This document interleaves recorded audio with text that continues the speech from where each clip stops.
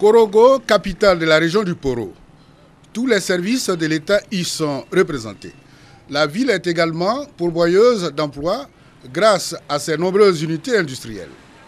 Ici, les gens travaillent de jour comme de nuit. Et cette ambiance donne fière allure à cette cité qui est presque un modèle de l'émergence. Mais la fausse note, l'incivisme des motocyclistes. Il y a beaucoup de gens qui ne connaissent pas le code de la route. Souvent le feu est rouge, ils traversent, le feu est vert, ils arrivent. Des accusations mutuelles dans le camp des motocyclistes. La plupart des motos-taxis sont des motos à embrayage. Beaucoup d'entre eux n'ont pas de permis. Nous, nos motos, là, c'est les 50. On n'a pas besoin de permis. Les motos sont beaucoup à Korogo. Il y a des petits motos aussi. Voilà, il y a des taxis motos. S'il y a un moto qui a fait accident, les gens disent que non, que c'est taxi moto, or que c'est pas taxi moto. La main à la place du clignotant. Une règle de conduite mal appliquée. Il y a des gens, même si tu as main clignotant là, si tu n'as pas fait sortir ta main là, ils ne te voient pas. Plus de 2400 mototaxis circulent. Ce nombre impressionnant permet la suspicion qui se jette sur les conducteurs de mototaxis quant aux fautes à l'origine des accidents. Il y a certains, même il va vers le clignotant, il ne va pas tourner là-bas. Donc ça fait il y a beaucoup d'accidents qui se passent. Il faut regarder ma voiture de l'autre côté là. Hier, c'est lui qui est venu brosser ça.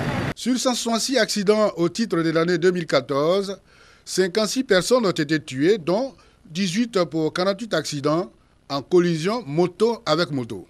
Face à ces chiffres qui donnent des frissons, la Jeune Chambre internationale veut contribuer à sa manière à l'amélioration de la sécurité routière. À chaque gare, nous avons pris 2 éléments pour ajouter à ceux qui ont participé à au moins une réunion. La séance de travail nous a pris 2 mois. Notre objectif, c'était de former tous les usagers de motos au niveau de la ville de Korogo. Mais nous commençons avec une première édition où il y a 400 kits qui seront offerts aux différents auditeurs qui ont participé à cette sensibilisation.